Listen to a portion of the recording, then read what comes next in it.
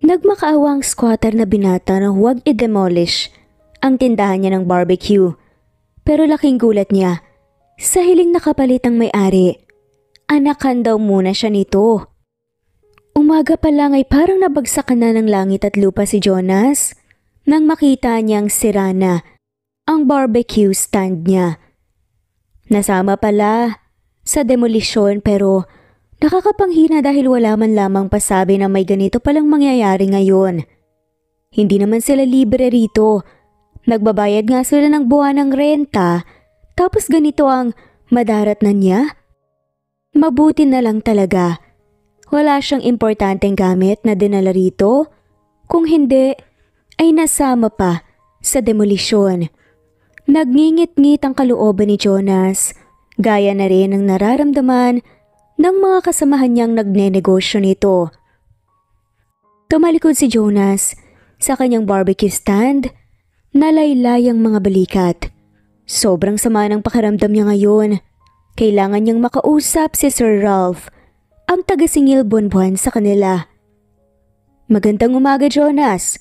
Anong may paglilingkod ko sa'yo? Tanong ni Sir Ralph. Nandito po ako para sabihin ang concern ko tungkol doon sa demolition na nangyari po sa barbecue stand ko. Sagot ni Jonas. Napabuntong hininga si Sir Ralph habang nakatingin sa kanya. Halatang apektado din ito sa nangyari. Lumapit ito sa kanya at tinapik ang balikat niya at tinakbayan siya. Pasensya ka na, Jonas.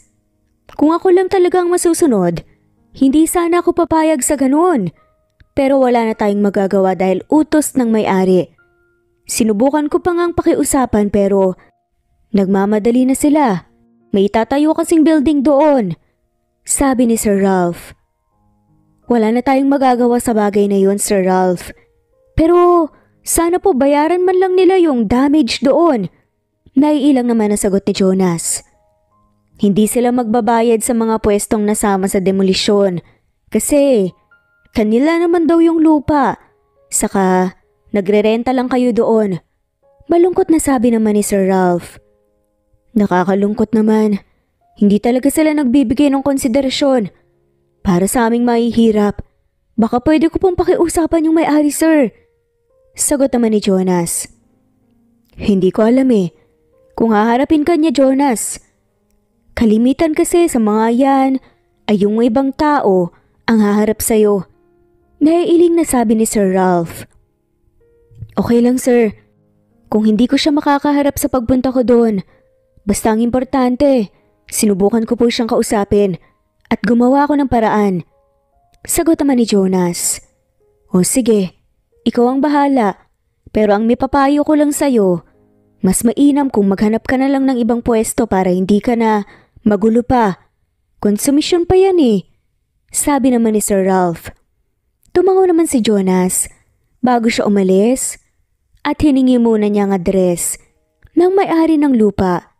Susubukan niyang makiusap pero kung hindi, maghahanap na lamang siya ng ibang pwesto.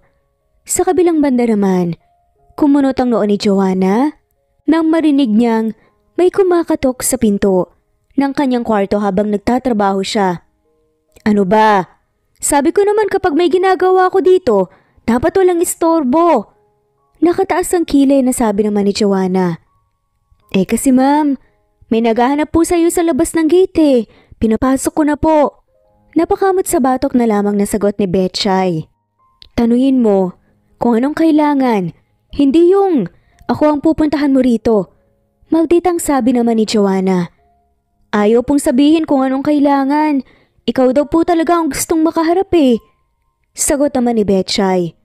Sino ba kasi yan? Hay, sobrang istorbo. Reklamo naman ni Joanna. Nakasimangot na lamang na lumabas ng kwarto si Joanna. Nag-iisip siya kung sino ang bumisita sa kanya ngayong umaga. Gayong wala naman siyang kaibigan. Pero napako ang kanyang tingin sa isang lalaking nakaupo sa mamahalin niyang sofa. Literal, nahuminto ang mundo ni Joanna nang magkatitigan silang dalawa ng lalaki. Kahit normal lang ang pagkakatingin nito sa kanya, hindi may iwasang kumabog ang kanyang dibdib. Hindi man sobrang puti ng lalaki, pero ang linis nitong tignan. Gwapo, at saka matangos ang ilong. In short, mga type niya, parang ang sarap ibulsa.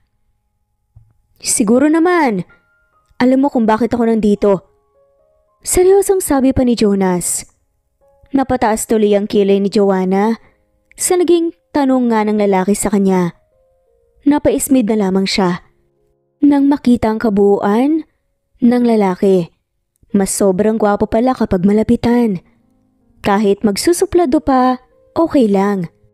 Hindi tayo magkakilala. Bigla ka na lang pumasok rito sa teritoryo ko, tapos tatanungin mo ko? Nang ganyan? Iba ka rin no? Striktang sagot naman ni Joanna.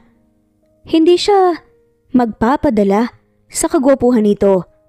Napatikim naman si Joanna dahil parang natutunaw naman siya sa titig ng lalaki. Parang hindi naman yata ito nai-intimidate sa kilay niya at aura. Ito ang unang beses na may taong parang walang takot sa kanya. Ako nga pala si Jonas. Nandito ako para humiling sa'yo regarding doon sa demolisyon na inuutos mo. Nasama kasi ang barbecue stand ko. Baka pwede mo namang bayaran yung damage. Diretsahan at walang paligoy-ligoy na sabi ni Jonas. Ngumiti sa Joanna. Nakuha niya kung anong ibig sabihin ni Jonas. Hindi naman kasi nagmula sa kanya ang utos na ipademolish ang lugar na yon, kundi ang daddy niya. Dahil pagtatayuan nito ng malaking building. Hiniram sa kanya ang lupa dahil wala pa naman siyang paggagamitan noon. Okay, madali lang naman akong kausap pero sa isang kondisyon. Nakangiti at tila pili ang sagot ni Joanna. Anong kondisyon? Nakakunot ang noong tanong ni Jonas. Anakan mo muna ako ng kambal na babae at lalaki. Pagkatapos, bibigyan kita ng maayos na pwesto kahit saan mo gusto. Sagot ni Joanna. Sobrang nagulat ang lalaki. Ano? Nanlalaki ang mga matang sambit ni Jonas. Naririnig mo naman ang siguro ang sinabi ko, diba? Kaya hindi ko na uulitin pa. Sagot naman ni Joanna. Naihibang ka na ba? May pinag-aralan ka naman pero sa naisip mong ito ay parang na-disalign ang utak mo. Paano mo ba natin nasabihin yan sa isang lalaki ngayon mo lang nakilala? Naiiling pa na sagot ni Jonas. Kahibangan na ba ngayon ang kagustuhang magkaroon ng anak? Sa tingin ko hindi naman. Sagot pa ni Joanna. Pwede mo namang sabihin ang bagay na yan sa nobyo mo o sa asawa mo, hindi yung sa ibang tao at sa hindi mo pa kakilala. Nakangiwing sabi pa ni Jonas. Sasabihin ko ba sa'yo ito kung meron akong mga ganyan? Yung mga sinasabi mo na nobyo at asawa? Sagot ni Joanna. Aba ewan ko sa'yo. Basta iba ang ipinunta ko rito. Ibigay mo sa akin para naman makaalis na ako. Sabi pa ni Jonas. Tutuparin ko lang ang kahilingan mo kung papayag ka.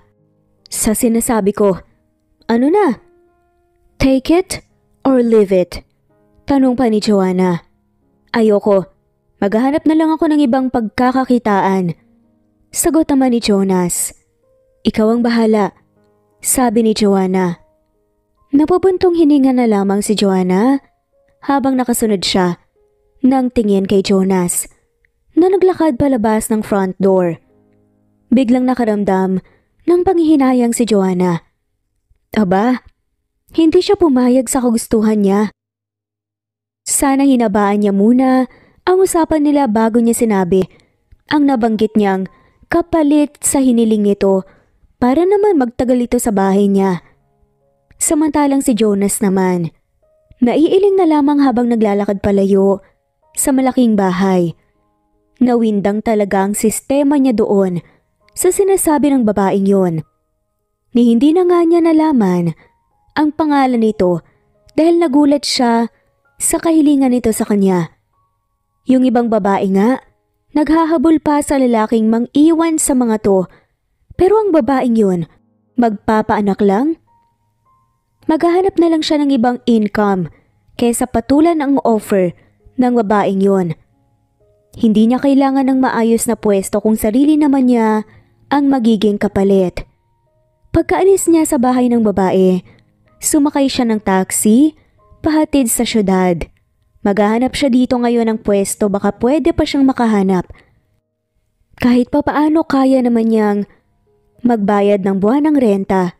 Pero ilang oras siyang nagpalakad-lakad at nagtanong-tanong pero wala talagang bakante. Naisipan din niyang mag-apply ng trabaho pero fully booked na ang mga establishment. Kaya dismayadong umuwi ng bahay si Jonas. Nagdala yata ng malas sa buhay niya ang babaeng yun. Kaya siya hindi makahanap ng pwesto o pwedeng pagtrabahuan niya. Naisip niya, may ipon pa naman siyang pera pero hindi naman niya pwedeng gastusin dahil may balak siyang gawin para sa perang yun. Kaya kailangan talagang makapagtinda siya ulit dahil may kailangan siyang bayaran. Sa mga sumunod na araw, samantalang si Joanna naman, hindi makatulog ng maayos dahil sa pag-iisip niya sa Jonas na yun. Natamaan yata siya sa lalaking unang kita pa lang nilang dalawa. Sana babalik yun dito sa mga sumunod na araw. Nagulat naman kasi siya sa naging proposal niyang anakan siya nito ng kambal.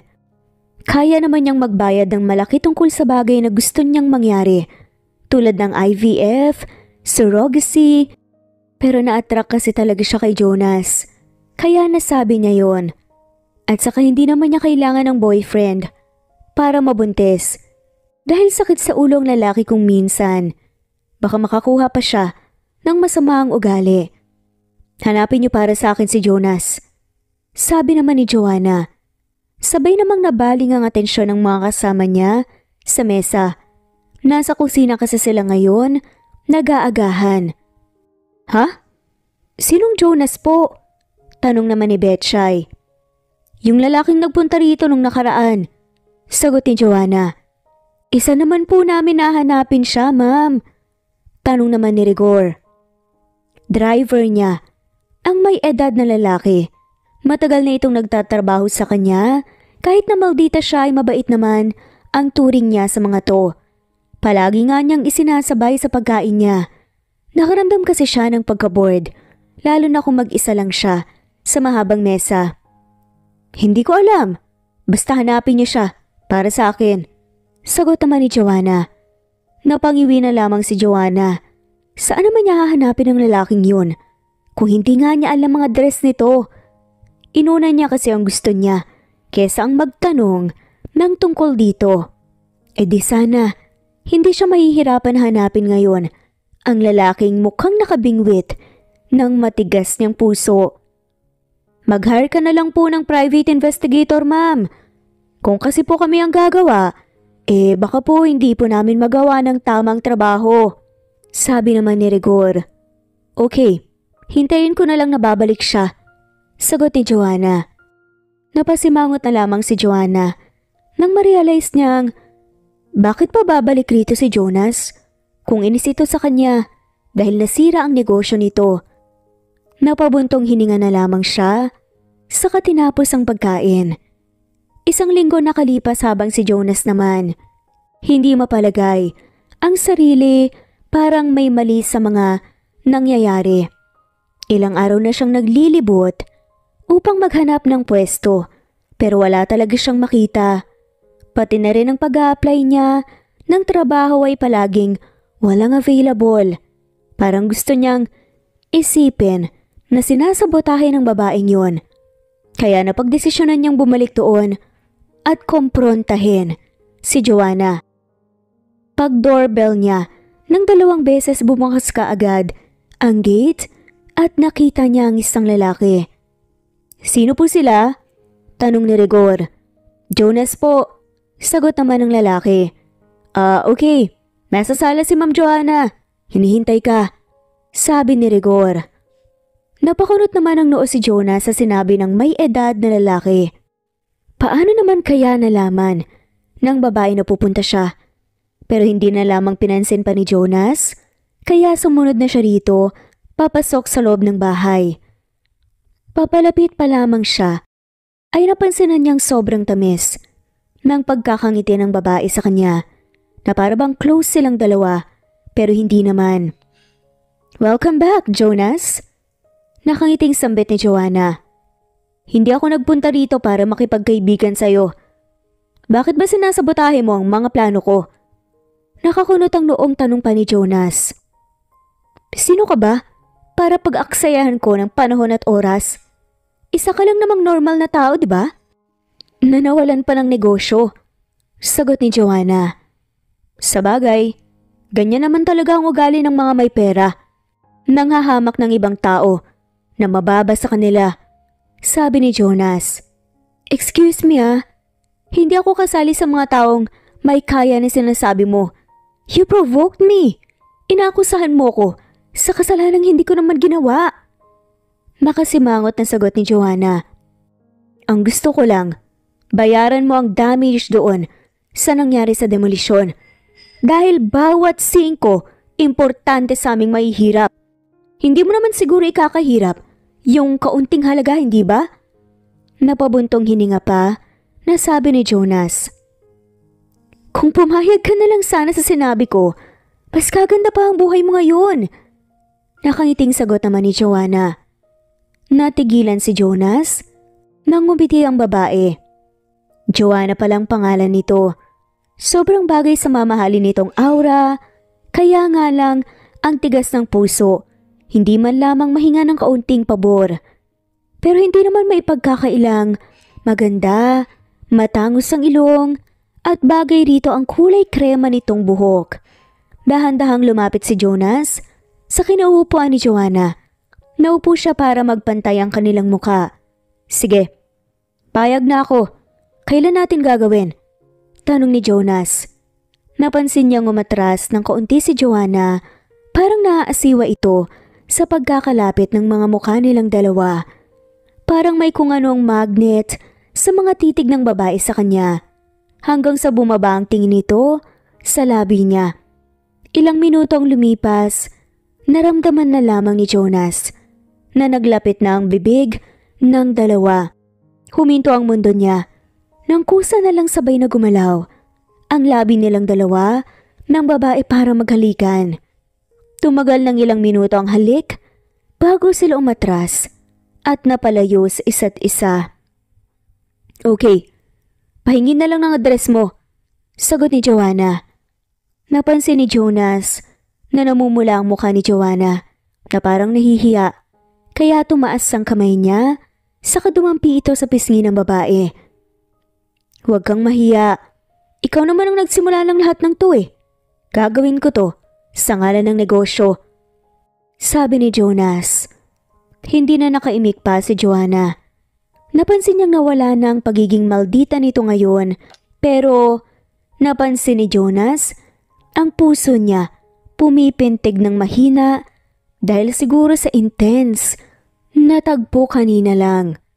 Bago siya umalis, nag-iwan siya ng address para naman makontak siya agad ni Joanna.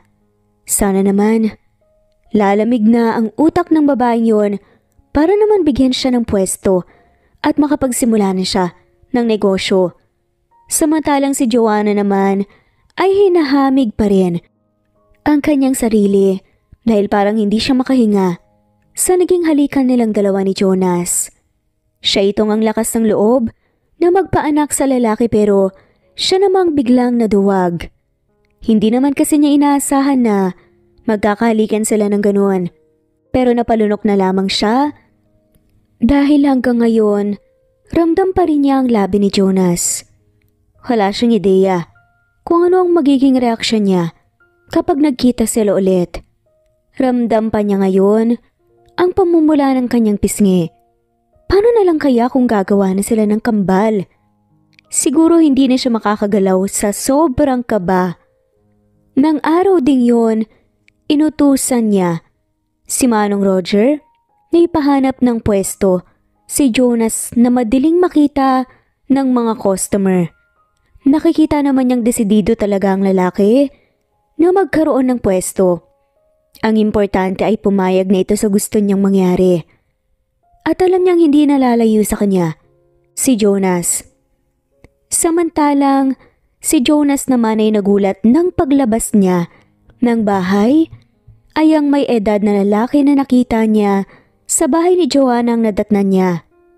Napangiti ito habang nakatingin sa kanya. 3 araw nang lumipas nang huli siyang pumunta sa bahay ni Joanna. Napatingin pa siya sa kanyang sarili nang mapansin niyang boxer short lang pala ang suot niya. "Good morning, Jonas. Hinihintay ka na ni Ma'am Joanna sa loob ng kotse." Nakangiting sabi naman ni Rigor. "Magandang umaga din po, Manong. Sandali lang po, magbibihis lang po ako. Pasok na muna kayo." Natatarantang sagot naman ni Jonas. Hindi niya alam kung bakit. "Hintayin ka na lang namin sa kotse," saad naman ng driver. Tumango naman si Jonas saka nagmamadaling pumasok sa loob ng bahay niya. Ngayon lang niya napagtantong, dapat pala phone number niya ang binigay kay Joanna at hindi mismong address. Gaya na lang ngayon, nakakahiyang siya pa talaga ang sinusundo at hinihintay ng babae. Makalipas ang ilang minuto ay papalabas na siya ng bahay, bit-bit ang itim na hoodie. Sumakit ang ilong niya dahil napasobra ang paglagay niya ng pabango sa kanyang buong katawan.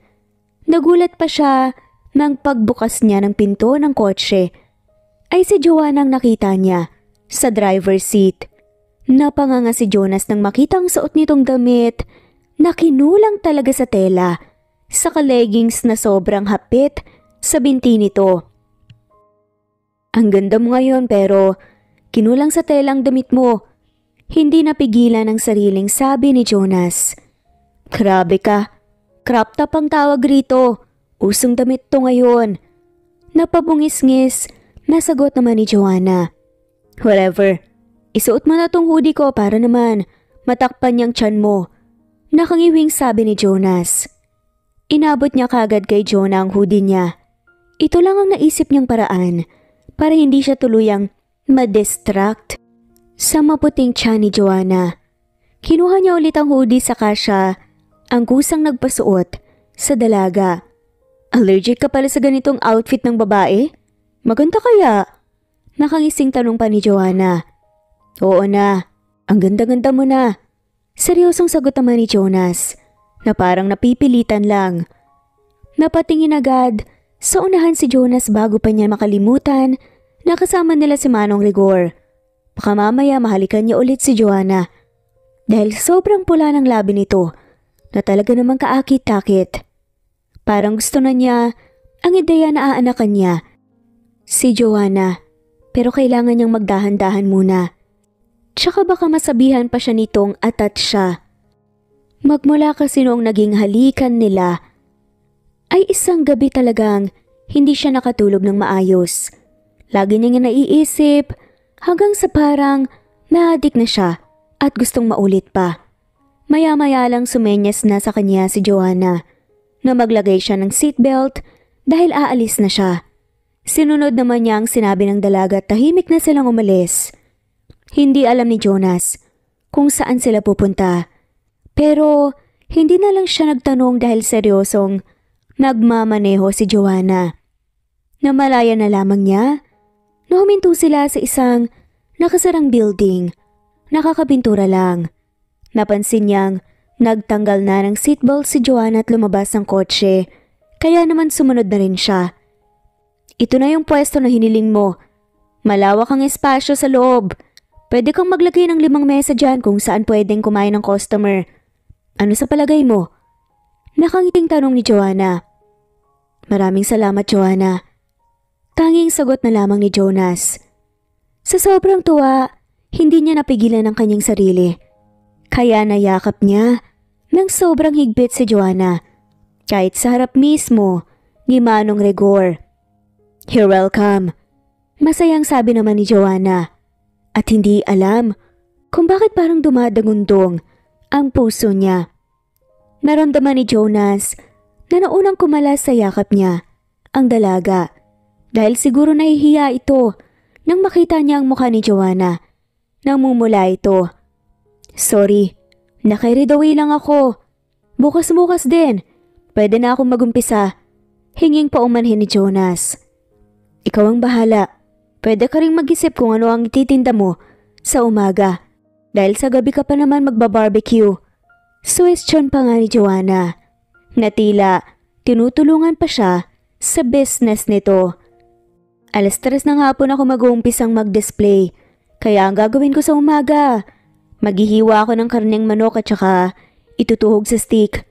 Lahat ng parte ng manok kailangan kong tuhugin kaya masyadong matrabaho. Sagot naman ni Jonas. Alam ko, pero kapag stable na ang kita mo, pwede kang mag-hire ng kasama mong tagaluto. Masyadong mainit kasi at mahihirapan ka kapag ikaw lang lahat ang kikilos. Sabi ni Joanna. Pwede naman. Salamat talaga. Saka, huwag mo na akong bayaran itong pwesto pa nga ay sobra-sobra na. Sagot ni Jonas. Ikaw ang bahala. Mas maganda kasi kung sa'yo talaga ang pwesto. Kaya hindi mo na kailangan pang magbayad ng renta buwan-buwan.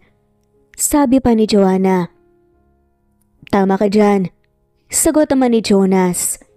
Habang si Joanna naman, napapangiti nang mapagmasdan niyang masayang mukha ni Jonas. Simple lang talaga ang pangarap ng lalaking to. Kundi ang magkaroon ng sariling negosyo. Hanggang ngayon ramdam niya ang mainit na yakap ng lalaki sa kanya. Gusto nga niyang malaman kung para saan ang pagsisikap na ito ni Jonas pero mas pinili na lamang niyang manahimik. Baka mamaya iba pang marinig niya. So, paano ba yan?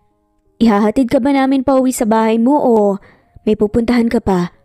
Tanong ni Joanna. Dito na muna ako. Maglilinis pa ako bago umuwi. Nakaiting sagot naman ni Jonas. Tumango naman si Joanna, saka pumasok sa loob ng kotse at pinaandar na ito palayo. Hindi na kasi bumaba si Manong Rigor, kaya dumiretso na sila. Bago pang mauwi si Joanna, dumaan muna sila sa mall upang ibili ng bagong mesa si Jonas, pati na rin mga upuan. Pagkatapos niyang bumili, ay inutusan na niya si Manong Rigor na ihatid sa tindahan ng mga binili nila. May duplicate key naman, kaya mabubuksan pa rin nila kung sakaling nakauwi na si Jonas. Mabuti na lang. Nalimutan niyang ibigay sa lalaki kanina. Bumaba na siya ng kotse at ang may edad na lalaki na ang magmamaneho. Umuwi muna siya sa bahay niya para magbihis para mamaya ay pupunta siya sa bahay ni Jonas upang tulungan itong magtusok ng mga ititinda nito bukas.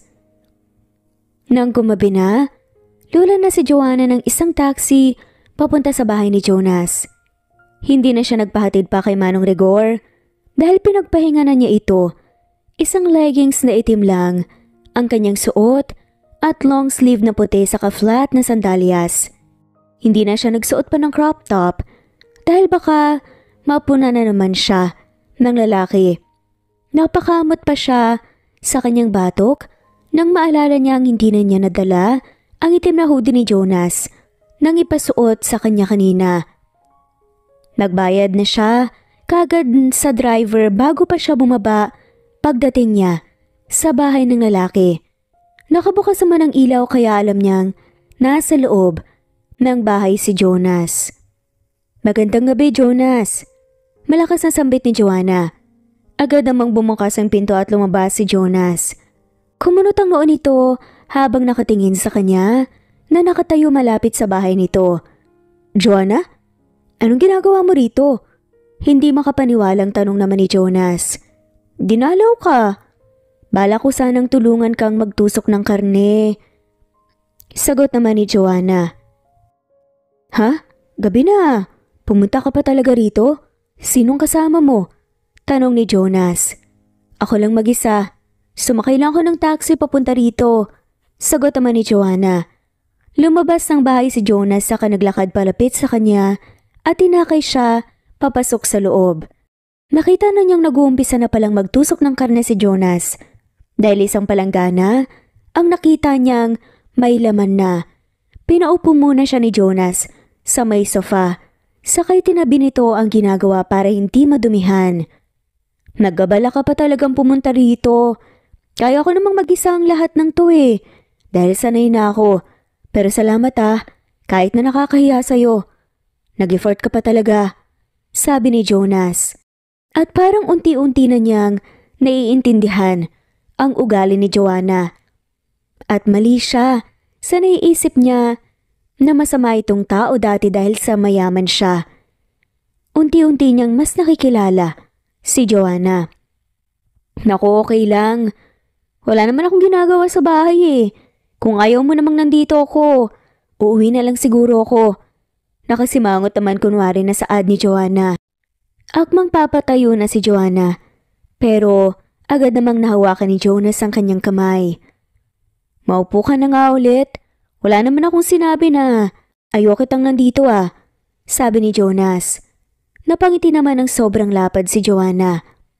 Sinadya na nga niyang huwag magdala ng kotse para hindi siya makauwi kaagad. Ang reaksyon mo kasi, nang makita ko kanina gulat na gulat ka. Parang hindi ka sanay na may babae kang kasama rito. Siguro ang mga girlfriends mo dinadala mo sa kung saan-saan no? Sagot pa ni Joanna. Segue para alamin kung nakailang girlfriend na si Jonas. Binata ako, Joanna. Saka busy akong maghahanap buhay. Kaya hindi pa nagkaroon ng panahon na makipagrelasyon ako. Siya nga pala, kumain ka na ba? Tanong pa ni Jonas. Hindi pa. Busog pa naman ako. Sagot ni Joanna. Okay, pero bago mo ako tulungan ay kumain ka na muna para mamaya wala nang hintuan. Ang dami pa nitong kailangan nating tuhugin na stick. Baka mapagod ka. Sabi naman ni Jonas. Pwede din naman. Siya nga pala. Bago ko makalimutan, nagpahatid ako kaninang hapon ng mga mesa, tsaka upuan dun sa tindahan mo. Nasa akin yung spare key. Sagot ni Joanna. Salamat Ang galante mo namang magbigay ng ayuda. Siguro, atat ka na masyadong magkaanak ano? Sabagay, kahit ilang bata pa kaya mo namang buhayin. Nakaising sabi pa ni Jonas. Natigilan naman si Joanna nang mapansin niya ang napakagandang ngiti ni Jonas. Napakagatlabi siya sa sinabi ng lalaki. Kinalimutan na nga niya ang ganung usapin dahil bigla siyang nakaramdam ng kaba noong nagkahalikan silang dalawa. Pero ito na naman, pinapaalala pa sa kanya ni Jonas. Nang mapatingin siya sa kabuuan ng lalaki, hindi siya magsisisi kung sakaling magkaanak silang dalawa. Dahil maganda ang lahi nito, pero kapag naiisip niya ang ganung senaryo, kinakabahan talaga siya ng sobra. Kayang-kaya, tanging nasabi na lamang ni Joanna. Gaya ng sabi ni Jonas, bago sila magumpisang magtrabaho kumain na muna sila. Sumunod siya rito nang dalhin siya nito sa loob ng kusina. Napangiti naman si Joanna. Nang ipinaghila siya ng upuan ng lalaki sakay pinaghanda ng makakain. Natouch naman si Joanna dahil ngayon lang siya nakatagpo ng isang lalaki na kayang mag-alaga ng sobra sa isang babae. Ang dami na niyang nakarelasyon pero ni minsan hindi naman siya itinuring na kamahal-mahal. Parang naging pang-display siya dahil na rin sa estado niya sa buhay. Nakasunod lamang ang tingin ni Joanna sa bawat kilos ni Jonas.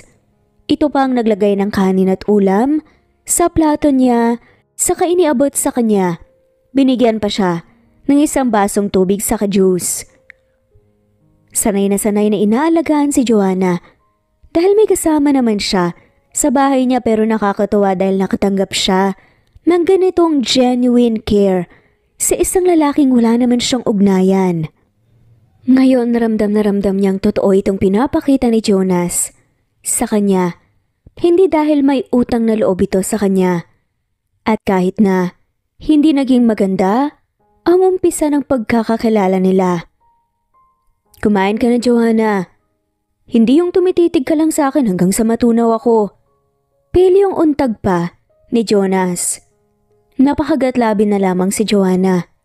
Napayuko siya dahil bigla siyang nahiya dahil sa sinabi ni Jonas.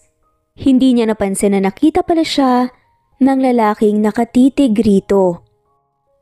Na-amaze lang ako sa'yo. I mean, ganito ka talaga masyadong maalaga? Mostly kasi, lalaking inaalagaan ng babae o meron ding masyadong caring sa lahat? Tanong ni Joanna. Likas na talaga akong maalaga, Joanna. Pero hindi naman sa lahat na makakasalamuha ko. Overworked na ako kapag ganun. Buti sana kung may sasahurin ako. Natatawang sagot pa ni Jonas. Napangisi naman si Joanna.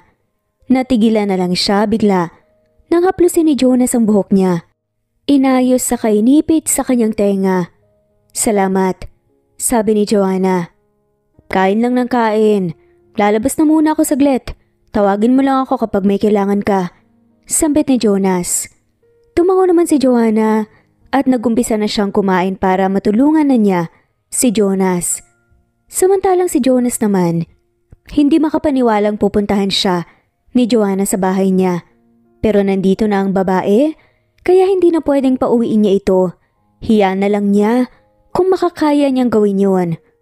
Pero napangiti naman siya dahil ito ang kauna-unahang beses na may babae siyang bisita sa bahay niya. Hindi kasi siya nakikipag-date o nag-girlfriend. May mga nagkakagusto naman sa kanya. Pero hindi lamang niya hinahayaan na makalapit sa kanya. Wala naman siyang sinasabi na ayaw niyang makipagrelasyon. Pero kasi mas naging busy siya maghanap ng pera. Yun ang mas kailangan niya at priority niya. Minsan nga, nasabi ng mga chismosan niyang kapitbahay na baka may problema sa sarili niya. Na baka daw ayaw niya sa babae. Sobrang attractive nga niya sa bisita niya ngayon.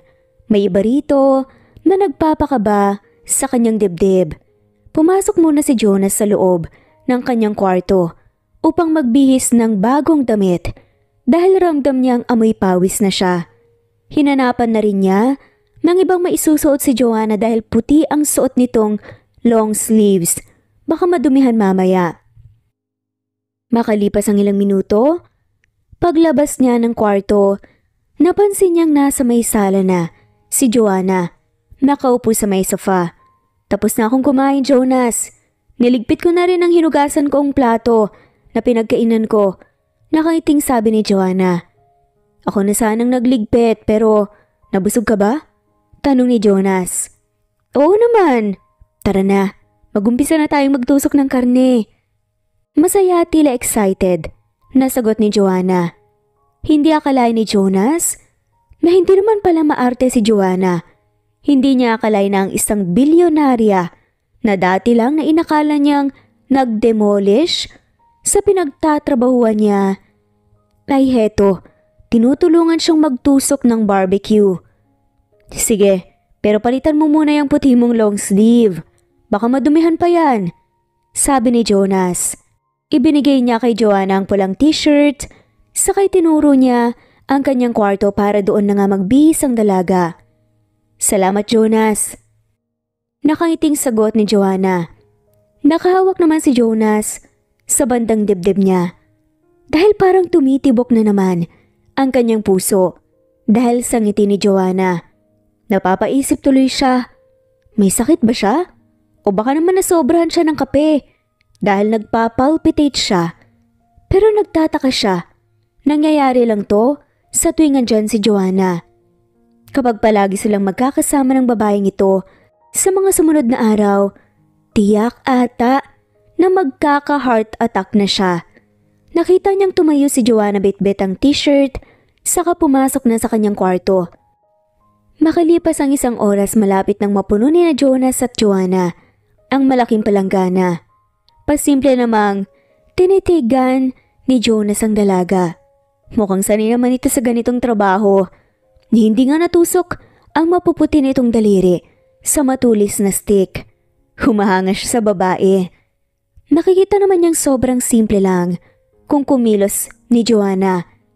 Parang hindi nga ito may kaya dahil hindi maarte, pero ang aurahan masyadong maldita. Pero kung kikilalanin, hindi naman pala talaga masungit. Kung hindi niya kailangan ng pwesto, hindi siya lalapit dito. Pero siguro, tadhana ang nagplano para magkalapit silang dalawa. Nang mapansin niyang pinagpawisan na ang noo ni Joanna, ay inilapit niya banda rito ang kanyang stand fan. Baka hindi ito sanay na nasa mainit na lugar kasi alam naman niya ang aircon ang gamit nito sa bahay. Pero wala naman siyang naririnig na reklamo mula rito. Kanina pa naman sila nagtutusok ng karne. Magpahinga ka muna, Joanna. Ako na lang tatapos ito, untag ni Jonas. Pero hindi sumagot si Joanna. Nagpatuloy lang ito sa ginagawa at umiling kaya hinayaan na lamang niya muna. Hanggang sa nagulat na lang siya sa naging tanong nito sa kanya. Jonas, maganda ba ako? Kanina ko pa kasi napapansin na parang panakaw na tinitignan mo ko ah. Na-caught off guard si Jonas. Nagulat siya sa biglaang tanong ng babae. Kaya hindi siya kagad nakasagot sa naging tanong ni Joanna. Mas lalo siyang nawala sa kanyang sarili nang titigan siya nang malalim nito bago pa niya mahalikan ulit. Ang dalaga, sumagot na siya. Oo naman. Maganda ka. Sobra. Diretsang sagot naman ni Jonas. Talaga ba? Ano namang iniisip mo habang tinitignan mo ko? Seryosong tanong ni Joanna sa kanya. Napalunok naman tuloy si Jonas. Ano nga bang isasagot niya sa tanong ng babae? Hindi naman niya pwedeng sabihin na attractive siya. Dahil baka mapahiya siya. Naisip ko na, mabait ka naman pala. Mukhang ka lang suplada. Sagot na lamang ni Jonas. Ngumiti sa kanya si Joanna ng sobrang lapad dahil sa naging sagot niya. Alam mo, lahat naman siguro ng tao may mga bad side.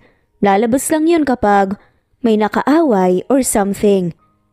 Naniniwala naman ako na lahat naman ng tao, mabuti. Siguro yung mga tao na gumagawa ng hindi maganda, mali natin, nasa masamang sitwasyon pala. Nakangising sabi ni Joanna. Ako din, may something sa'yo. Mahinang sagot ni Jonas. Ano yun? Hindi ko masyadong narinig. Tanong ni Joanna. Wala naman. Kinakabahang sagot naman ni Jonas. Napakagatlabi na lang si Jonas. Dahil itong bibig talaga niya, walang preno. Mabuko talaga siya nang maaga sa lagay nito. Okay, tipid na sabi naman ni Joanna. Bigla na lang natigil ang usapan nilang dalawa at ipinagpatuloy nila ang kanilang ginagawa hanggang sa napansin niyang nagkamot ng kilay si Joanna at naiwan ang food color. Huwag ka malikot, Joanna. May kukunin ako sa kilay mo. Sabi Jonas. Tumango naman si Joanna. Saka itinigil ang ginagawa. Lumapit naman siya rito sa kakinuha ang dumikit na food coloring sa kilay nito. Napansin pa niyang napapikit pa si Joanna. Kaya pa sikreto niyang hinaplos ang makinis nitong muka. Namumula pa ang muka ni Joanna nang magtama ang kanilang paningin. Napangiti naman si Jonas dahil may epekto din pala siya sa dalaga.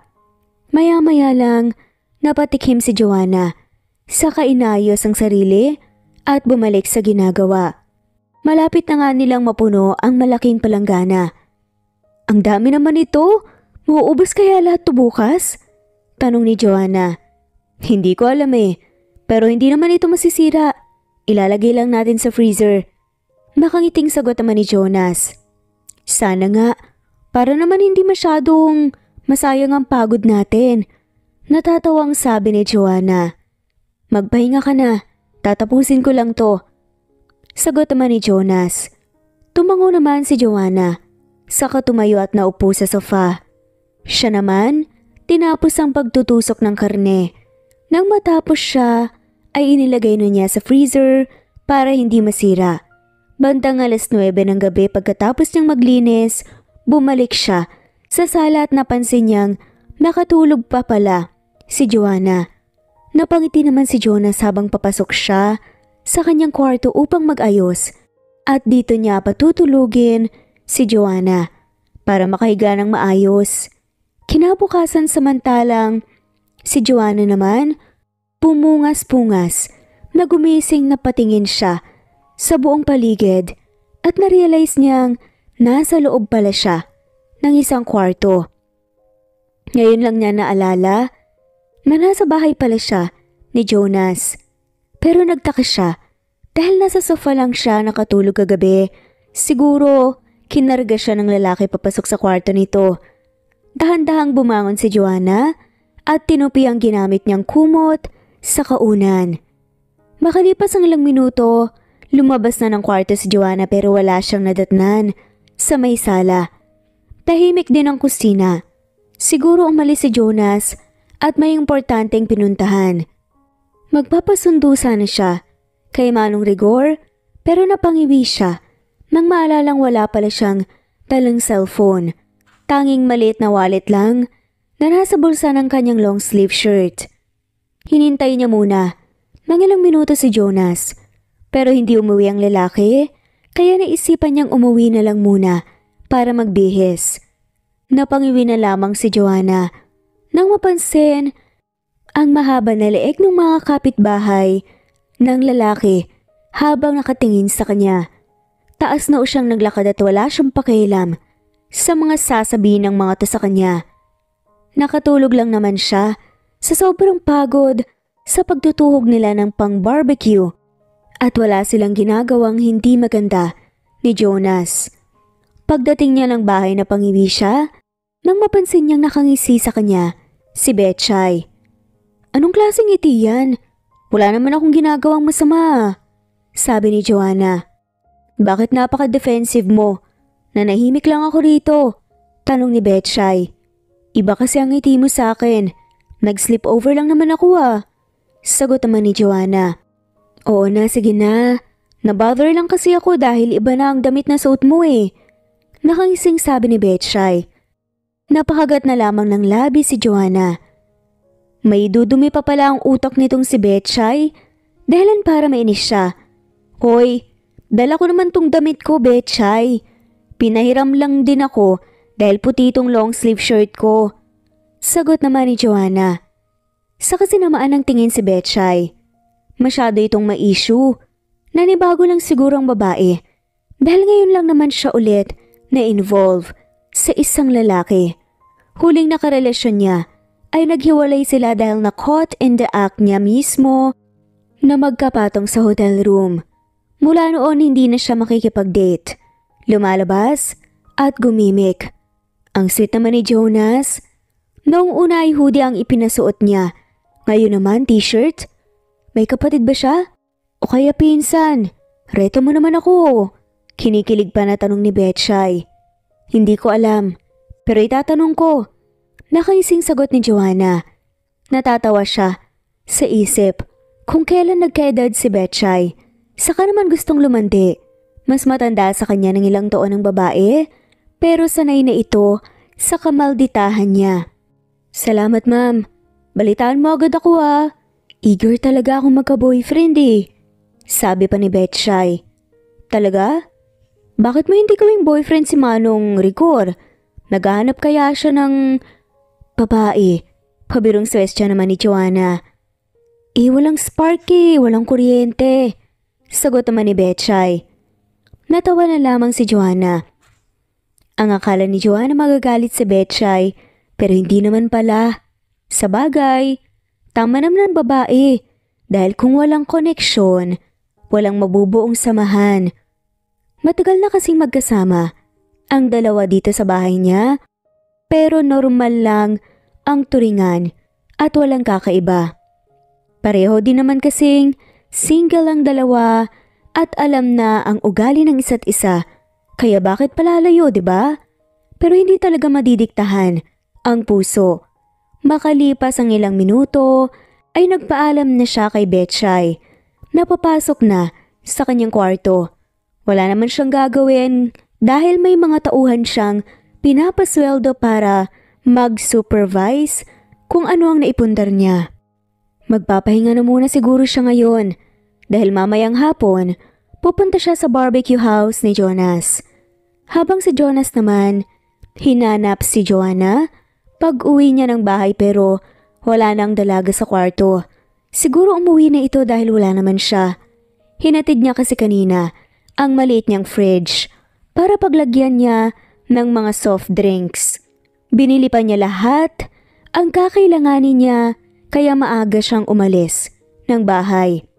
Tanghali pa lang ay nasa tindahan na siya. Nilagay na niya sa kanya-kanyang lalagyan ng mga tinutuhog niya na karne at ibang parte ng katawan ng manok, saka hotdog na rin. Maliit at malaki. Malakas kasi sa kabataan, kaya hindi niya kinakalimutan na bumili. Bandang 2:00 ng hapon ay nagdagsaan ng mga mamimili.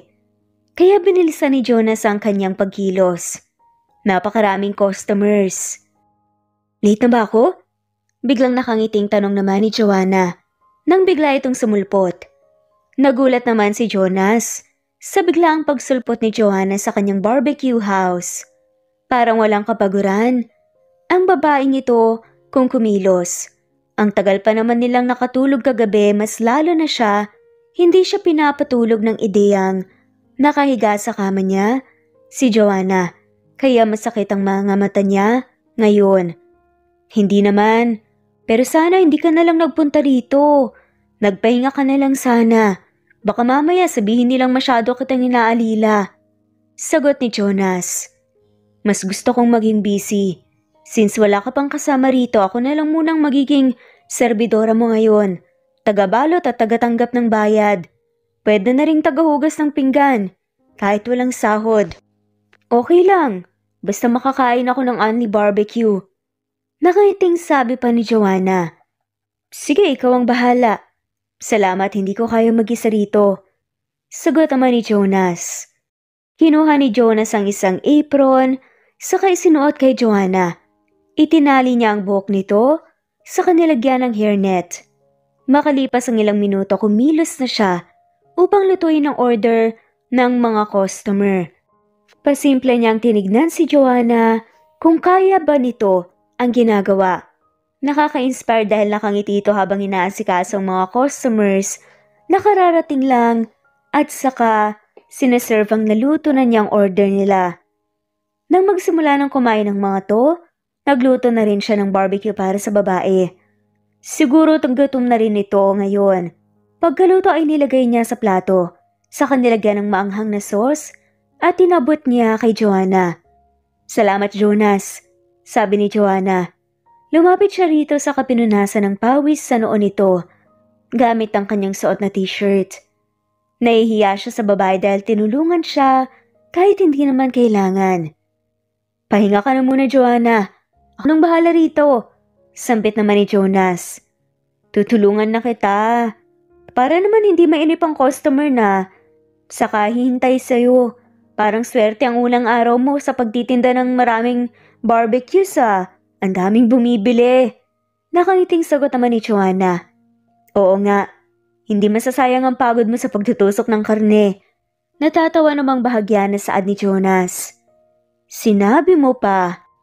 Sagot naman ni Joanna. Makalipas ang ilang oras hanggang sa gumabi. Hindi na nga nakapagpahinga sina Jonas at Joanna dahil sa dami ng tao. Palaging nakatingin si Jonas sa babae dahil baka hindi na nga nito kaya ang pag-aasikaso ng customers na dumadagsa. Nakahinga ng maluwag si Jonas nang maubos lahat ng paninda nilang barbecue, kaya nagkaroon na sila ng maraming oras para makapagpahinga. Hindi na malaya ni Jonas na kanina pa pala nakatingin sa kanyang babae habang nakangiti. Napapailing na lamang siya dahil parang hindi man lamang napagod si Joanna sa pagtitinda nilang dalawa. Isinandig muna ni Jonas ang kanyang pagod na katawan, saka ipinikit ang mga mata. Magpapahinga lang siya ng kaunti dahil magsasara na sila mamaya. Parang hindi ka yata napagod Joanna. Nagawa mo pang umiti ng ganyang katamis, sabi ni Jonas. Ikaw talaga? Alam mo namang iiyak ako dahil sa pagod, diba? Natatawang sagot naman ni Joanna.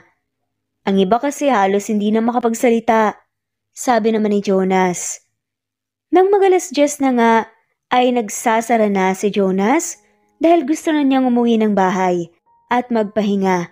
Napapansin na rin niya na ilang beses nang humikab si Joanna.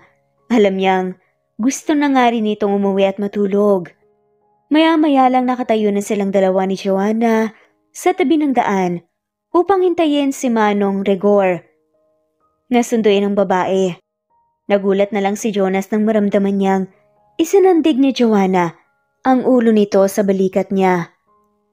Ngayon ko lang naramdaman ng sobrang pagod. Mahinang anas naman ni Joanna. Sabi ko naman sa'yo huwag ka nang tumulong, ang tigas ng ulo mo. Hindi ka pa naman sanay. Sagot ni Jonas. Alam mo masaya palang magtinda. Masayang saad naman ni Joanna.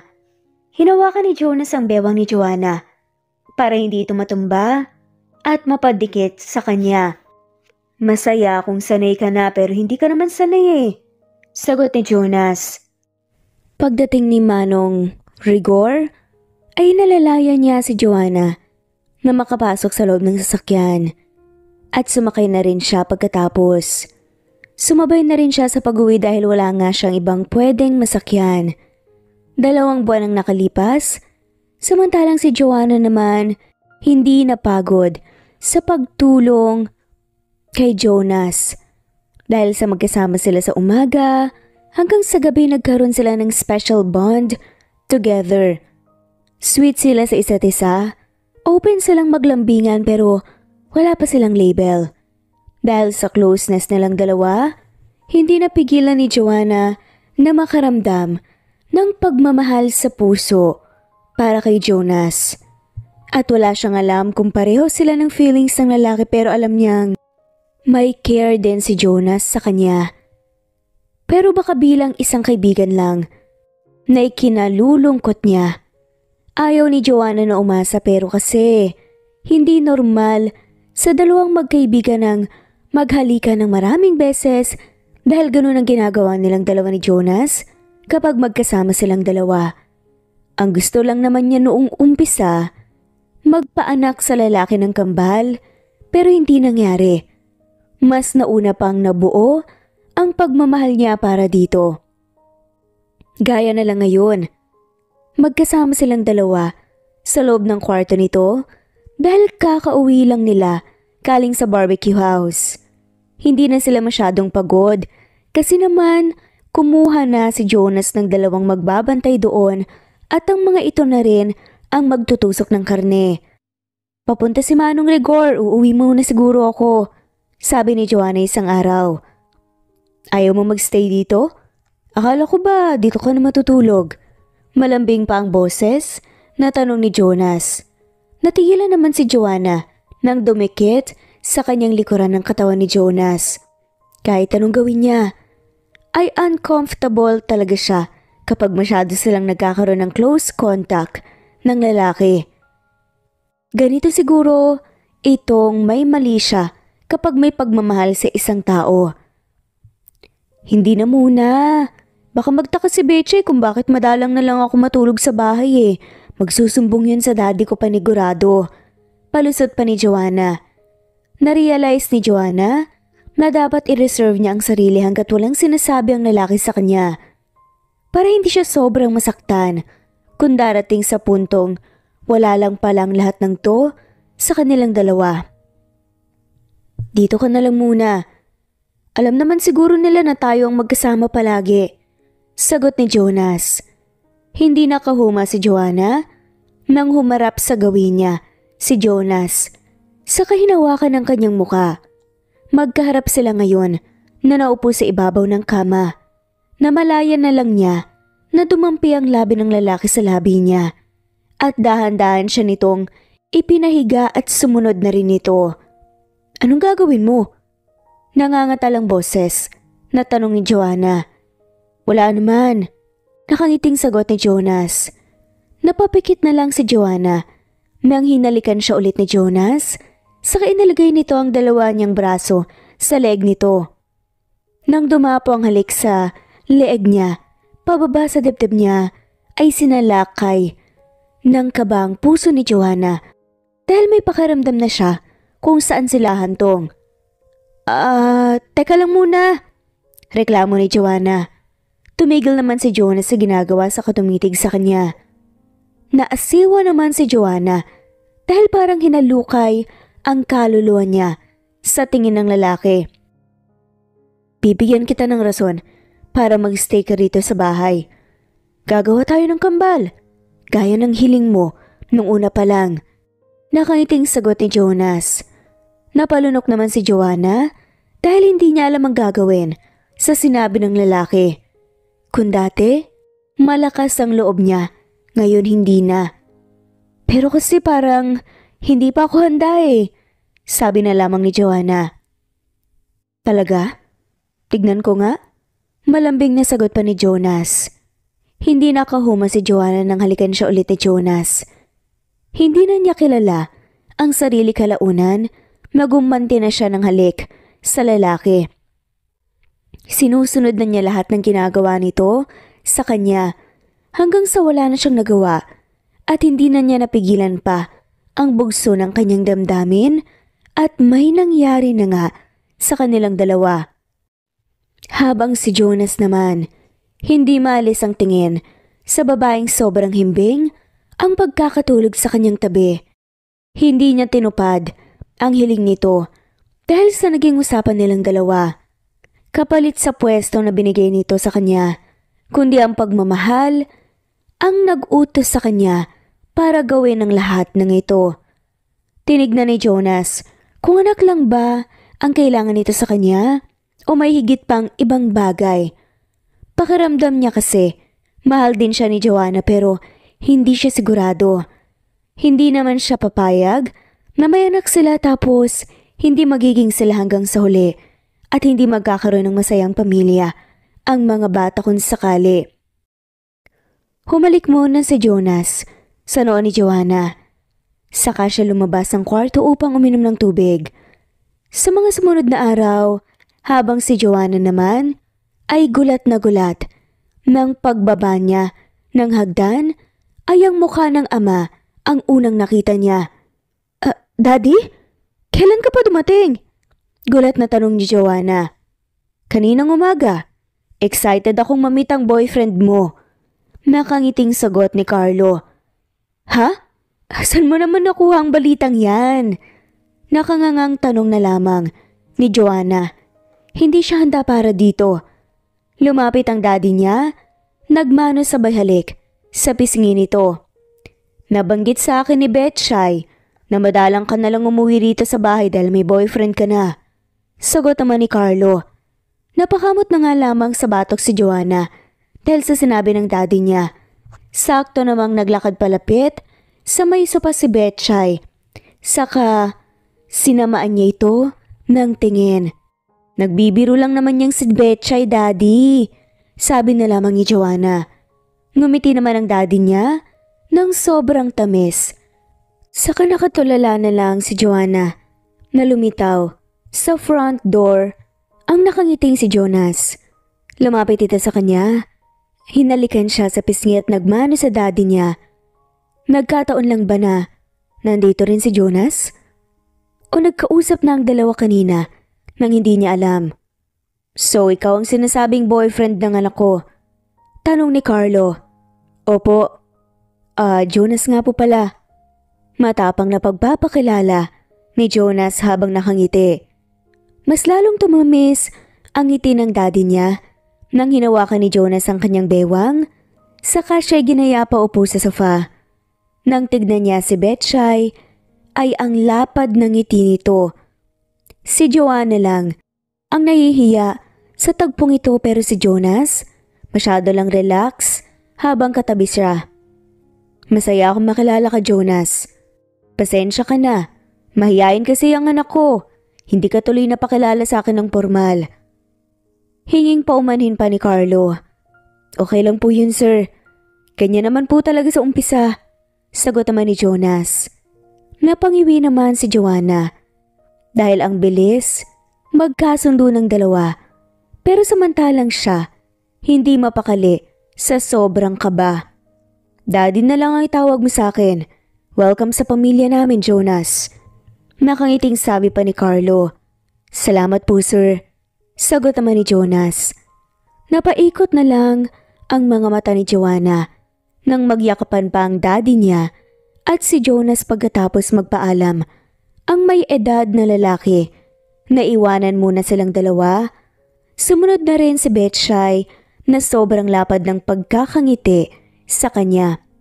Habang si Jonas naman, tawang-tawa sa isip na nakatingin sa reaksyon ni Joanna. Gulat na gulat ito sa naging usapan nilang dalawa ng daddy nito. Kung gulat ang babae sa pagsulpot niya sa bahay nito, mas lamang ang gulat niya kaninang umaga nang puntahan siya ni Sir Carlo sa bahay niya para makausap. Hindi nga niya alam kung anong sasabihin niya dahil ang dumating na balita sa may edad na lalaki ay boyfriend siya ni Joanna. Kaya pinangatawanan na lamang niya ang sinabi nito dahil mahal naman niya ang anak nito. Hindi mawala sa isip niya ang litanya ni Sir Carlo patungkol sa babae. Deserve daw ni Joanna ang isang lalaking mamahalin ito ng totoo dahil mabuting tao ang anak nito at mapagmahal. Kahit siya naman ay ganun din ang nakikita kay Joanna. Kaya gagawin niya ang lahat. Mahalin din siya nito gaya ng pagmamahal niya. Anong drama niyo kaninang dalawa ni Daddy? Hindi ako natutuwa ah. Nakasimangot na sabi naman ni Joanna. Hindi yun drama, Joanna. Alangan namang sabihin kong hindi. May nangyari na nga sa ating dalawa tapos magkaibigan pa rin tayo? Hindi naman pwede yun, sagot ni Jonas. Ayokong magsinungaling tayo kay Daddy. Wala nga tayong relasyon, di ba? Naiiling na lamang na sabi ni Joanna. Lumapit siya kay Joanna sa kaniya kapito ng mahigpit. Hindi naman ako papayag na hanggang dito lang tayo. Pagkatapos mong ibigay sa akin ang sarili mo, hindi ko akalain na piren ka pa pala. Sagot pa ni Jonas. Isang linggo ang nakalipas samantalang si Joanna naman, inis kay Jonas. Sinabi na nga nito sa daddy niya na may relasyon silang dalawa pero hindi man lamang nag-effort para maging totoong boyfriend niya ito. Hindi naman siya papayag na pagkatapos ng nangyari ay magkaibigan pa rin ang tawag sa kanilang dalawa. May binitawan pang salita na hindi ito papayag na hanggang dito na lamang sila pero wala namang ginagawang aksyon. Mas nadagdagan ang inis niya nang makita ang mukha ni Betchay na siyang dahilan ng lahat ng to. Matabil kasi ang dila.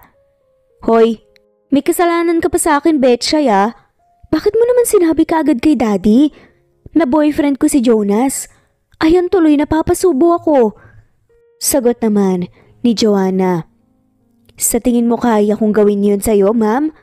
Nabanggit ko lang kay Sir Carlo ang tungkol kay Jonas. At siya na ang nag-isip. Ano bang iisipin ng isang tatay kapag naging busy ang anak nila sa isang lalaki, di ba? Pabalang naman ang sagot ni Betchay. Hindi nakaimik si Joanna. Tumingin siya kay Betchay. Sa kangiti na humilig sa balikat nito. Nakakalokang pag-ibig, Betchay. Basta-basta na lang sumusulpot pero wala namang kasiguraduhan. Sabi ni Joanna. Huwag mo kasing hintayin na magmula pa sa lalaking confirmation. Gumawa ka na rin ng paraan. Babagal-bagal ka eh. Sagot pa ni Betchay. Magagawa ko ba yun? Ang umamin sa feelings ko? Tanong ni Joanna. Oo naman. Wala namang masama sa pag-amin. Kayang-kaya mo yan ikaw pa. Sagot ni Betchay.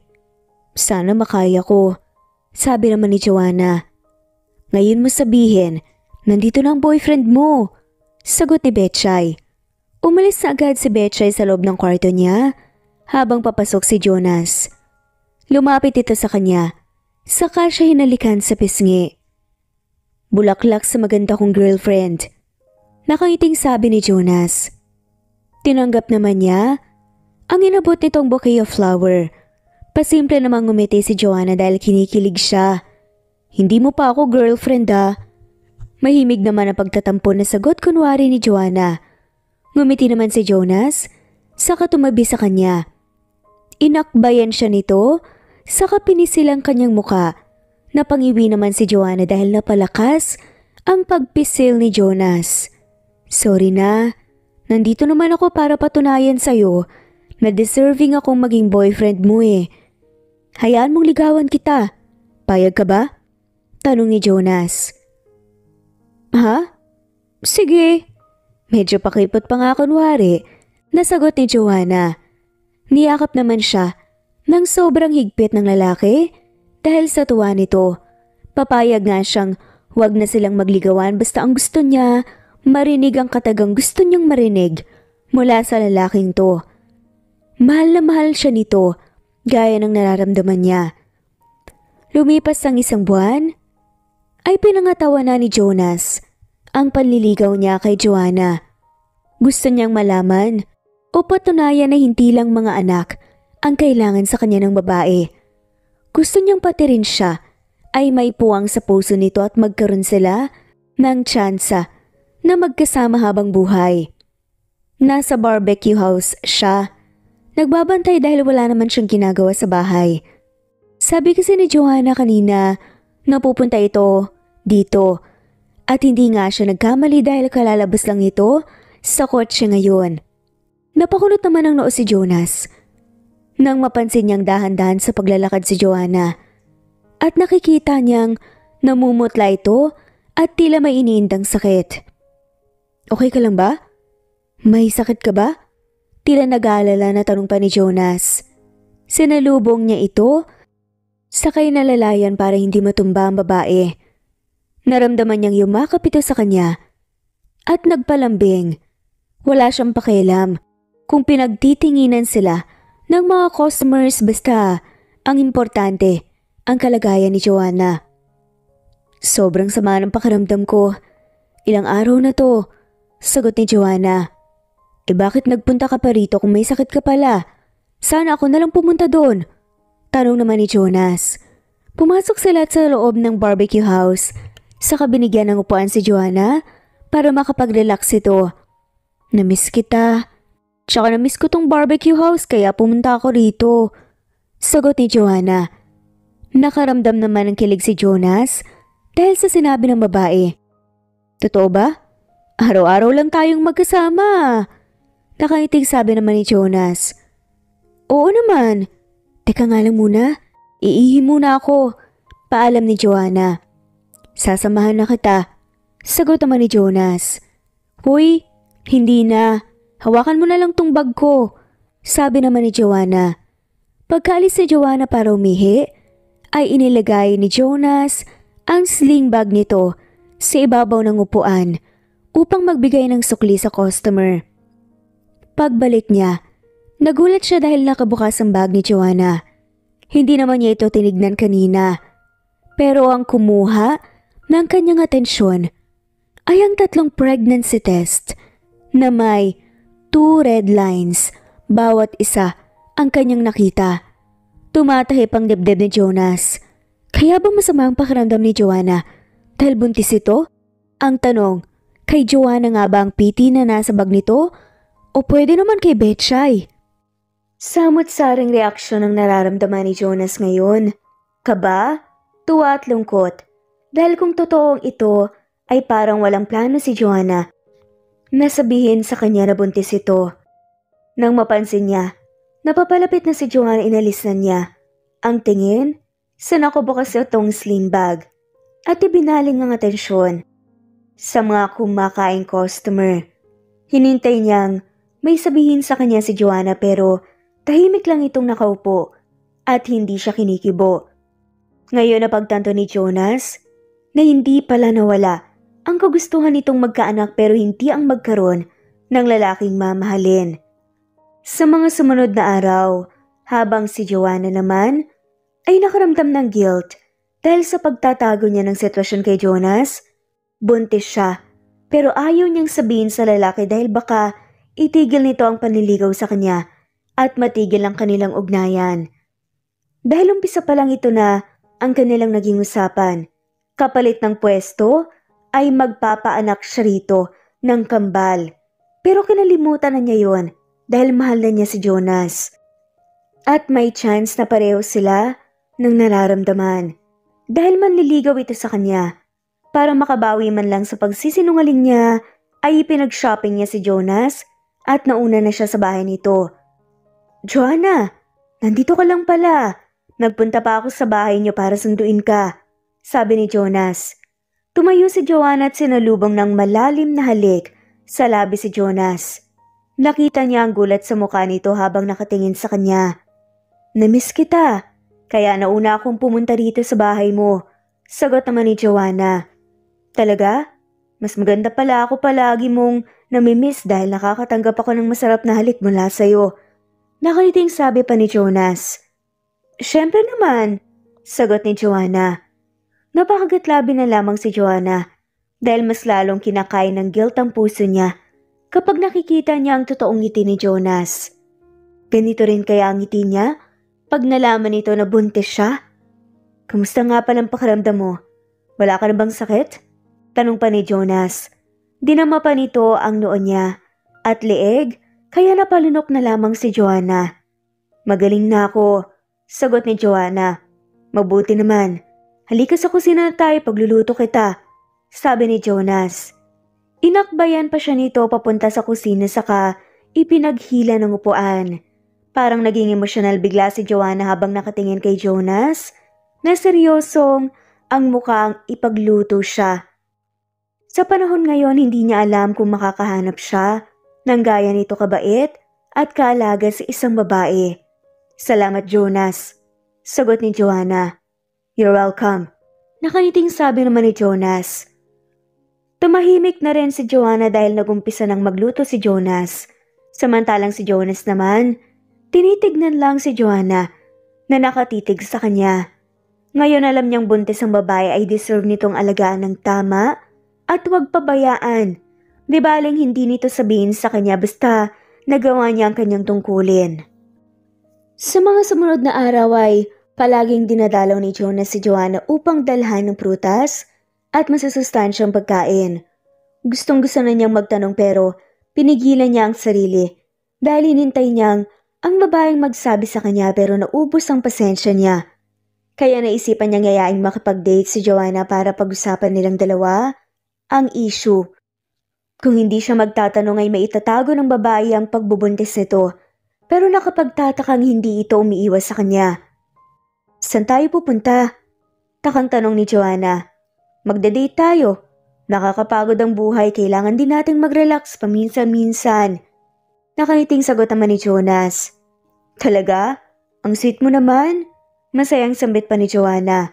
Siyempre, ikaw lang ang parang walang pakialam sa akin. Sagot pa ni Jonas. Nakasimangot si Joanna habang nakatingin sa kanya. Kaya hinawakan niya ang mukha nito sa kapinisil. Ngumiti naman ang babae sa kahumilig sa balikat niya. Sumakay lang sila sa taxi ngayon dahil hindi siya pumayag na magmaneho ng kotse si Joanna. Wala din kasi si Manong Rigor. Kasama si Sir Carlo, may lakad ang dalawa.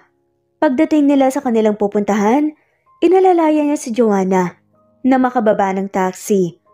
Anong ginagawa natin dito sa hotel? Ang aga naman ata para matulog. Nagtatakang tanong pa ni Joanna. Hindi naman tayo pumunta rito para matulog. Kahit na, afford mo ang ganitong bagay, mas iba pa rin kapag ako ang gagawa para sa'yo. Gusto ko lang maramdaman mo na kaya din kitang dalhin sa ganitong lugar. Nakangiting sagot naman ni Jonas.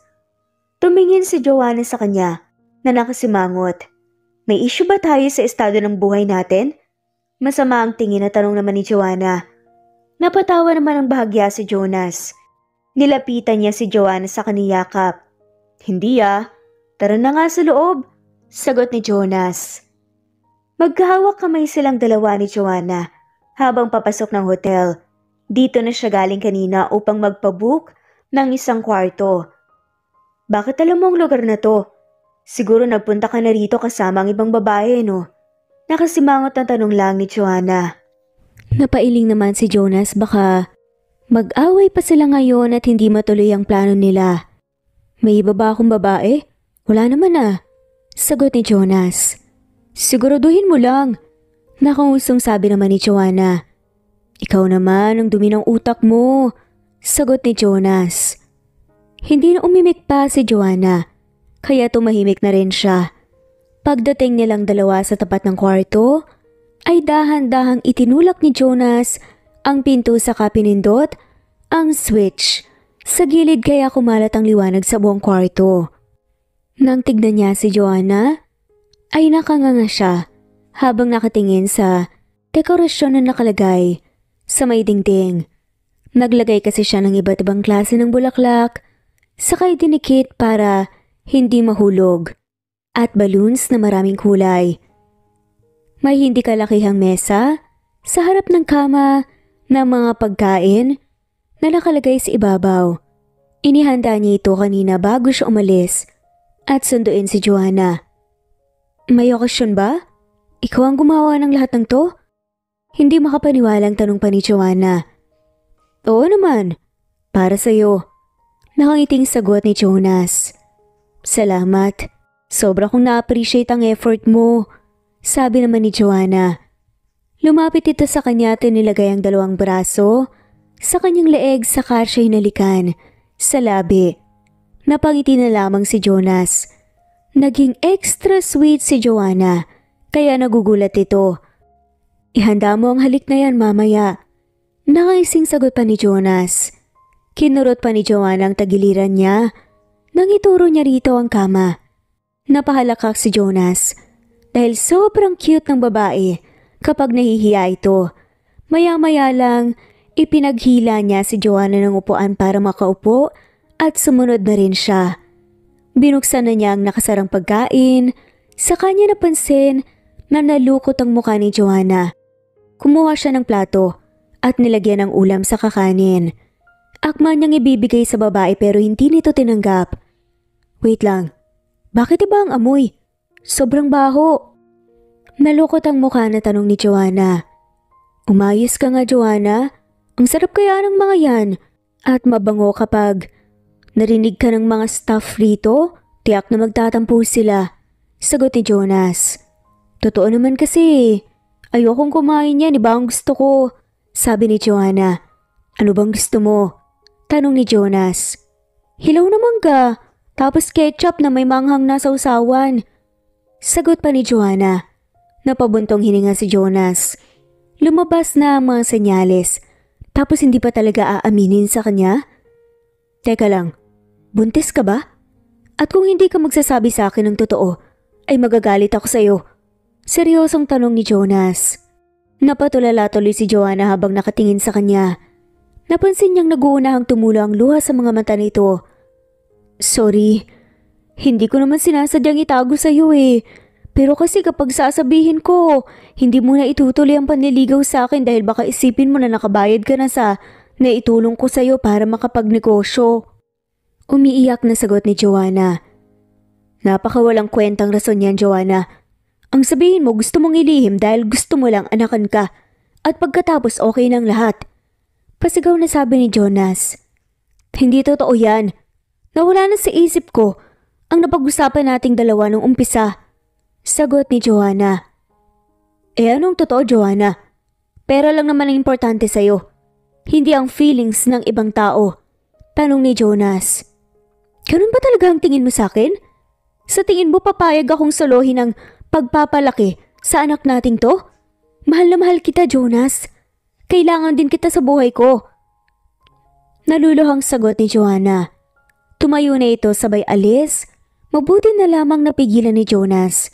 Kaya niyakap niya si Joanna ng sobrang higpit at inalo. Sorry, wala naman akong intensyon na sigawan ka at magalit sa'yo. Nagtatampo lang talaga ako pero mahal na mahal pa rin kita. Seryosong sabi ni Jonas. Salamat. Mula ngayon hindi na ako magsisinungaling sa'yo para maging maganda ang takbo ng buhay natin. Sagot naman ni Joanna. Kumalas ng yakap si Jonas. Hinawakan ang mukha ni Joanna at siniil ng halik sa labi sabay sabing, I love you, Joanna. Ngumiti naman si Joanna habang nakatingin sa kanya. I love you to Jonas. Nakangiting sagot ni Joanna. Paano ba yan? Manliligaw pa ba ako o sasagutin mo na ako agad? Natatawang tanong ni Jonas. Sige na nga. Sagot naman ni Joanna. Thank you, Joanna. Masayang sambit ni Jonas at nagyakapan ulit sila. Isang buwan ang nakalipas samantalang si Joanna naman, sobrang gaan ang kanyang pakiramdam dahil wala siyang tinatago kay Jonas. Unti-unti na siyang tumataba dahil nagkakaroon na siya ng partner na sobrang maalaga at higit sa lahat mapagmahal. Ang akala ni Joanna, magagalit ang daddy niya kapag nalaman itong buntis siya. Humingi siya ng pasensya dahil nauna ang anak bago ang kasal. Naghihintay lang naman siya sa magiging plano ni Jonas kung pakakasalan ba siya nito o hindi. Pero umaasa si Joanna na sana. Hindi naman pwedeng i-pressure niya si Jonas. Dapat smooth lang ang samahan nilang dalawa. Nasa loob ng kwarto si Joanna ngayon. Dito sa bahay niya, nagpapahinga dahil naghihintay nga siya. Kung susunduin siya ni Jonas dahil gusto niyang pumunta sa barbecue house at doon tumambay. Nang makaramdam siya ng pagkabagot, naisipan niyang lumabas ng kwarto at dahan-dahang bumaba ng hagdan. Napangisi siya nang mapansin ang red lipstick sa collar ng puting polo nito at nagkalat sa mga leeg. Good morning, Daddy! Red lipsticks? Sa neck mo? Awesome! Nakangising sabi pa ni Joanna. Wala lang to, aksidente ko lang nahawakan ng lipstick ng kamiting ko. Palusot naman ni Carlo. Lagay ko naman sa sala ang malakas na halakak ni Joanna dahilan para mamula sa kahihiyan ng daddy niya. Okay lang yan, Daddy. Basta masaya ka. Nakaiting sabi naman ni Joanna. Nang makababa na siya ng hagdan, saka naman pumasok si Betchay. Parang ibang aura ng babae. Parang nahihiya ito at hindi mapakali. Napatingala naman siya kagad sa daddy niya. Napapaakyat ng hagdan pero ang mga mata nito nakatutok kay Betchay. Something's fishy here. Sa isip-isip niya. Mas dumagdag sa curiosity niya nang mapansin niyang baliktad ang suot na damit ni Betchay. Saka ang pangibaba nitong pencil cut na palda. May nagka-developan pa pala sa loob ng bahay nila. Hindi siya ipinanganak kahapon para hindi niya alam ang nangyari. Magbihis ka doon, Betchay. Parang kagagaling mo lang sa matinding digmaan dyan sa itsura mo ah. Sabi nga ni Joanna. Wala to. Ano lang kasi nagmamadali akong lumabas kanina. Palusot na sagot ni Betchay. Kaya pala walang spark ang naramdaman kay Manong Rigor. Dahil kay daddy ka pala na kuryente. Pangasar pa ni Joanna. Parang gustong gumulong sa tawa ni Joanna nang mapansin niyang namumula ang mukha ni Betchay. Joanna naman nakakainis ka. Nagtatakbo ito habang paakyat ng hagdan dahil sa sobrang hiya. Nang maisip naman ni Joanna na wala siyang makakausap ngayon sa bahay, naisip nga niyang puntahan si Jonas. Sumakay na lamang ito ng taxi, papunta sa bahay ni Jonas. Pero napakunot ang kanyang noo nang mapansin niyang may babaeng lumabas mula sa pinto. Kinabahan si Joanna. Ayaw niyang mag-isip ng masama pero bakit may babae? Sino ba yun? Nandito ka pala, Joanna. Halika pasok ka, nakangiting sabi naman ni Jonas. Ngumiti ito ng sobrang tamis. Saka hinalikan siya sa labi pero kahit kaunti hindi maalis sa isip niya ang babaeng yun. Sinong babaeng yun? May kasama ka pala rito? Seryosong tanong ni Joanna. Napansin ni Joanna na kumunot ang noo ni Jonas sa naging tanong niya. Samantalang si Jonas naman nagtaka sa approach nito sa kanya. Nakita pala ng babae ang anak ng kapitbahay nilang nagbayad ng utang sa kanya. Okay ka lang? Menor de edad, pinagseselosan mo? Sagot ni Jonas habang natatawa. Wag mo nga akong pinaglulolo ko, Jonas. Hindi ako natutuwa sa'yo, sabi ni Joanna. Hindi rin ako natutuwa sa paratang mo. Napailing na sagot ni Jonas. Aalis na ako para hindi ako makaistorbo sa inyo, sabi naman ni Joanna. Aalis na sana si Joanna pero agad na nahawakan ni Jonas ang braso nito. Ayaw niyang magkaaway silang dalawa ng babae dahil lang sa pagseselos nito na walang dahilan. Hindi niya gusto na ma-stress ang nobya dahil sa buntis ito. Sorry na. Hindi ko naman magagawa sa'yong lokohin ka. Pasok na tayo sa loob ng bahay. Aya ni Jonas. Hinawakan niya sa bewang si Joanna habang papasok sila sa loob ng bahay niya. Anong ginagawa ng dalagita rito? Tanong ni Joanna. Nagbayad ng utang sa akin. Matagal na yon, ngayon lang sila nagkapera. Sagot naman ni Jonas. Sobrang hirap ng buhay ngayon. Hindi mo naman sila masisisi. Sabi ni Joanna. Nakangiti si Jonas habang nakatingin kay Joanna.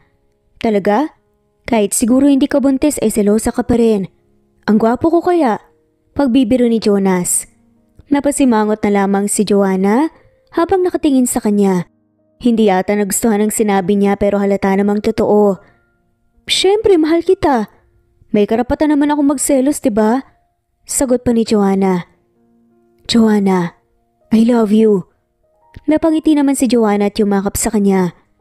Makalipas ang ilang minuto, parehas na silang nakaupo. Humiga siya sa kandungan ng nobya. Saka hinahaplos-haplos ang maumbok nitong tiyan. Hindi akalain ni Jonas na makakatagpo pa siya ng babaeng mamahalin niya at magmamahal sa kanya habang buhay. Walang pagsidla ng tuwang nararamdaman niya dahil in 9 months ay magiging tatay na siya. Makalipas ang 5 buwan na relasyon nila, napagpa siya ni Jonas na mag-propose na nga kay Joanna. Dahil gusto niyang paglabas nang magiging baby nila ay kasal na silang dalawa. Walang kaalam-alam si Joanna na ang selebrasyon na ito hindi lang para sa birthday niya, kundi para sa proposal niya. Siya na nga ang nagasikaso ng lahat dahil ayaw niyang mapagod si Joanna dahil malaki na ang tiyan nito. Kanina pa kita napapansin na sobrang busy mo ah. Kumain ka na kaya? Suwestyon ni Joanna. Nilagyan siya ng pagkain sa plato ni Joanna. Saka sinubuan siya nito. Tinanggap naman niya at kumain para hindi magtampo ang nobya. Kumain ka na rin para hindi magutom ang baby natin. Nakaiting sabi ni Joanna. Busog na ako, kanina ko pa lahat natikman ng mga niluto mo eh. Sagot naman ni Joanna. Mabuti naman. Sabi nito. Teka lang, ikukuha kita ng tubig. Tumango naman si Jonas. Pagkalis ni Joanna sa mesa, na kinauupuan nila, ay tumayo na rin siya. Nang mapansin niyang pabalik na si Joanna, lumuhod siyang bigla. Nang nasa malapit na ang nobya, nakanganga ito, maluha-luha at napatapik sa bibig. Will you marry me, Joanna? Sambit ni Jonas. Totoo ba to? Hindi ba ako nananaginip lang? Bulalas na tanong ni Joanna. Yes, I want to spend the rest of my life with you. Ngayon tatanungin kita ulit. Will you marry me? Sabi ni Jonas. Yes, of course. Sagot naman ni Joanna habang naluluha. Napatayo naman kagad si Jonas at nilagay ang singsing sa kamay ni Joanna. At niyakap ito ng mahigpit. Narinig naman nila ang palakpakan sa nakasaksi sa kanyang proposal. Lalo na ang daddy ni Joanna na maluha-luha habang nakatingin sa kanila. Nag-thumbs up naman ito sa kanya. Ngumiti siya at nagpasalamat sa may edad na lalaki dahil tinanggap siya nito ng buong buo. 3 buwan pagkatapos ng proposal ay ikinasal silang dalawa ni Joanna sa simbahan. Naalala pa nga niyang kahit malaki lang siya ng misis niya ng panahong yon, sobrang ganda nito sa suot na wedding gown. Kasabay ng kasiyahan nila ay ang panganganak ni Joanna. Makalipas ang 1 buwan. Gaya ng kagustuhan ni Joanna noon, halos hindi makapaniwala si Jonas na kambal ang magiging anak nila. 1 babae at 1 lalaki. Samantalang si Joanna naman ay tuwang-tuwa dahil sa isang pag-anak niya. 2 kaagad ang anak nila ni Jonas at sa magiging anak pa nila soon. Sobrang saya ng buhay nila ngayon at matiwasay, puno ng pagmamahal. At nagpapasalamat sila sa may kapal. At dito na nga po nagtatapos ang kwentong pagmamahalan ni na Joanna at Jonas. Maraming salamat po sa lahat ng mawalang sawang sumusubaybay at shout out po sa mga sumusunod. Mira's Channel, Zenaida Porter, Mercy, Donnie Pombo of Davao del Norte, Dandan Ramoso, Goldfinger Maria Flor Sevillano, Penny Magno Nesbeth Hanaban, Aaron de la Cruz, Susan Opaga, Harry Rohi, Lisa Lisa, Nanabeth Longno, Renz, April Bibat, Sharon Corpus, Rosemary Vasquez, Jessica Vargas, Elizabeth Ebizar, Emily Borak, Imelda Forteza, Melds Nagales, Jejemon Ramos, Flor Cabrera, Wilma, Augustina Aniceto, Abelardo Barcalia, Imelda Dalansay, Jedge, Irma Valerio, Carolina Patalighung, Leia Lemana, Escapades,